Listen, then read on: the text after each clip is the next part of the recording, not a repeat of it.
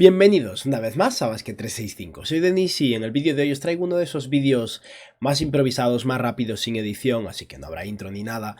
Y es que acabamos de por fin, una semana después de que comience la agencia libre, conocer el contrato de James Harden, o por lo menos recibir un anuncio con una idea aproximada de cuál será el contrato de James Harden.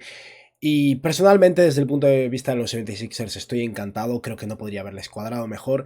Hay un par de cosas interesantes con este contrato, vamos a hablar un poco de James Harden, de su rendimiento, de lo que se ha anunciado y de la ligera sospecha que tengo, aunque no me encante la idea.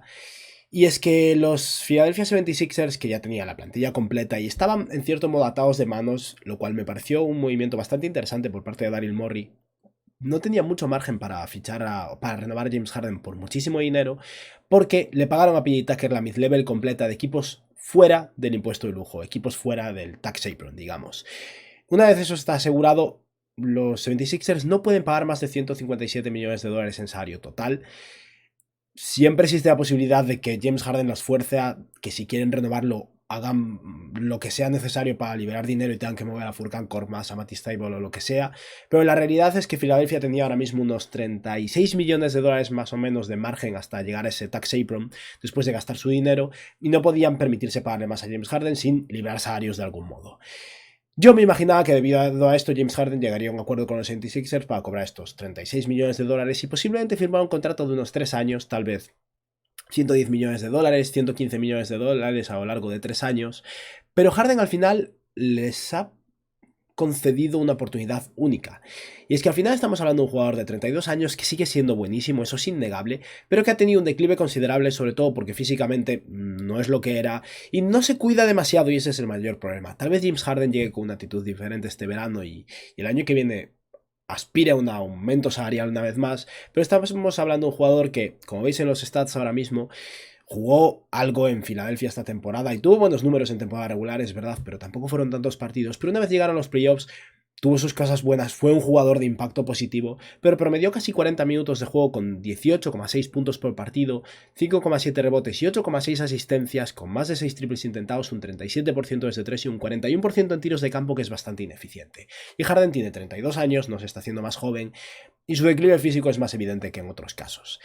Y al final, el tema con James Harden es que una vez había rechazado esa opción de 47 millones de dólares, eso ya no estaba sobre la mesa por lo que estaba explicando ahora, porque a nivel financiero no era viable. Pero, dada su situación actual, parecía lógico que intentara asegurarse el máximo de dinero posible y forzar un contrato lo más largo posible, con lo que pondría a Filadelfia en una situación complicada, porque los 76ers no pueden permitirse a James Harden. Lo bueno es que ya estamos en un punto de la agencia libre donde James Harden no tendría dónde ir, no se va a ir a Indiana. Así que digamos que había un acuerdo mutuo y un interés mutuo, y está claro que quieren repetir un poco la situación de los Houston Rockets de hace unos años. No está ahí Daryl Morey, ha conseguido a James Harden, ha fichado a PJ Tucker, ha fichado a Daniel House. Son los Houston Rockets cambiando a Clint Capela por Joel Embiid y desgraciadamente eliminando a Chris Paul, ¿no? Pero eso, Harden ha sido bueno, es un jugador buenísimo, un jugador al que me preocuparía pagarle mucho dinero, ya sean 35 o 45 millones de dólares a largo plazo, porque es que no creo que vaya a envejecer bien, porque no lo está haciendo ya. Pero al final Harden ha accedido a un contrato de solo 2 años, siendo el segunda opción del jugador. Y por lo que dicen, no he visto las cifras oficiales, pero Shams Charania ha reportado que ha accedido a recortarse el salario 15 millones de dólares este año. Con lo que estaríamos hablando de un contrato que originalmente iba a ser de 47,5 millones de dólares, menos 15, estaríamos hablando de unos 32,5 millones este año. Y el segundo año de contrato, siendo opción del jugador, con esa subida que le corresponde del 8%, probablemente sería unos 34,5, 35 millones. O sea que estamos hablando de que Harden ha pasado a conceder, digamos, 2 años de contrato, 67 millones de dólares en vez de un año 47. Es un descuento considerable. Y hay una cosa interesante, porque al final Filadelfia podría pagarle hasta 36 y ha cedido como unos 3,5, 4 millones de dólares hasta el tax apron, y puede ser simplemente porque lo han convencido de que les permite un poco de margen de maniobra para hacer algún fichaje más por la mínima del veterano. Ahora mismo los 76ers tienen 16 jugadores en plantilla, o sea que van a tener que cortar a alguien, pero pueden llevar 18 jugadores en la plantilla hasta que esté a punto de empezar la temporada. No recuerdo la fecha límite, pero es durante el campamento de verano, o sea que en eso no tendrán prisa. Pero es eso, ahora tienen algo de margen de maniobra para cortar a algún jugador, traer a algún otro jugador, o incluso, como explicaré en breves, tal vez para ir a por Eric Gordon, cosa que no me encanta. Sería ya otro Houston Rocket más sumándose al equipo, pero sacrificaría mucha profundidad.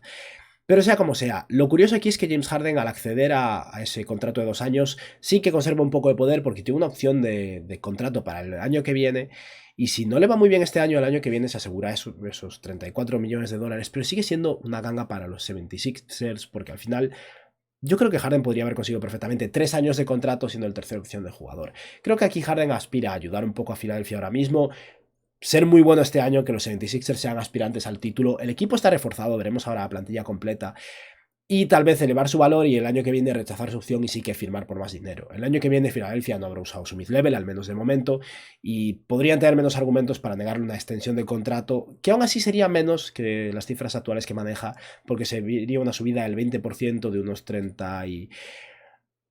5 millones de dólares, estaríamos hablando de subir unos 42 millones de dólares más o menos a largo plazo o una subida del 20% sobre su salario actual y subir unos 40 millones. Sea como sea, Harden ha cedido dinero, eso está claro, y es algo digno de aprecio, ¿no? Al final Harden les ha hecho un favor porque no ha tenido su mejor temporada, es verdad, pero sigue siendo buenísimo y podría exigir más dinero o podría haber tomado su opción de 47 millones, hacer que Philadelphia tuviera las manos atadas, que no pudiera ofrecerle 10 millones a PJ Tucker y no pudieran conseguirlo, que no tuvieran la vía anual para Daniel House y solo tuvieran unos 7 millones de dólares para manejar en general, y siendo un equipo limitado a nivel de profundidad, la situación hubiera sido mucho más complicada para los 76ers. Y lo cierto es que ahora tiene un equipo profundo. Vamos ahora a ver la plantilla. Un segundito.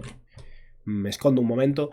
Y aquí veis que hay 16 jugadores en plantilla. He puesto por el lateral a Trevelin Quinn, el jugador que han fichado por un par de años. Tiene un contrato poco garantizado, así que me parece un candidato a ser cortado. Y PJ Tucker veo complicado que vaya a entrar en el quinteto titular de entrada, porque Tobias Harris ya hemos visto hace años que no puede jugar de alero, y Harris tiene que ser titular, no creo que lo vaya a mover al banquillo. Así que me imagino ahora mismo un quinteto titular con Tyrese Maxey, James Harden, Daniel House, Tobias Harris y Joel Embiid, y un banquillo con Shake Milton, de Anthony Melton, que les va a ayudar mucho y ayuda muchísimo a nivel defensivo a este equipo, Matisse Thybulle, PJ Tucker, Charles Bassey, Jaden Springer, Isaiah Joe, por ahí está Trevelin Quinn, Furkan Korkmaz, Georges Niang y Paul Reed.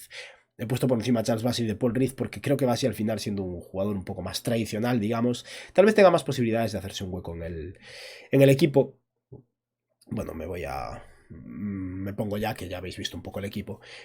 Al final, el equipo es más profundo. Tienen 5 jugadores en el quinteto titular buenos, con Thybulle, PJ Tucker, Melton, mínimo una rotación de 8 jugadores competentes, si consideramos que Matisse Thybulle es capaz de jugar a nivel ofensivo, ¿no?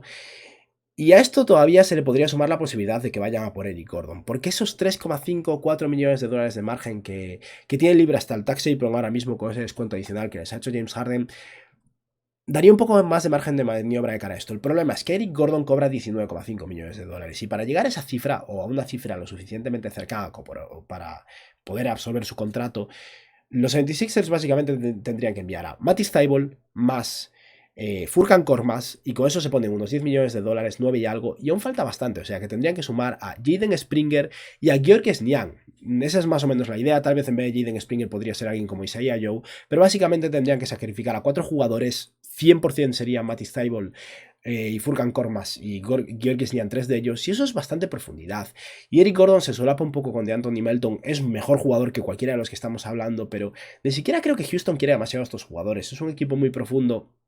No creo que tengan uso para Jaden Springer, que es un jugador joven, que fue un pick de primera ronda el año pasado. Matisse Thybulle estaría muy bien a nivel defensivo, pero no tendría muchos minutos. Tienen ahora a Tari Eason, tienen a Ty Washington, a Josh Christopher. El equipo es muy profundo y no veo el intercambio, pero sí que se mantiene un poco esa puerta abierta como mínimo, así que es algo que podríais tener en cuenta si de verdad Daryl Morey quiere a todos sus antiguos Rockets. Es una posibilidad.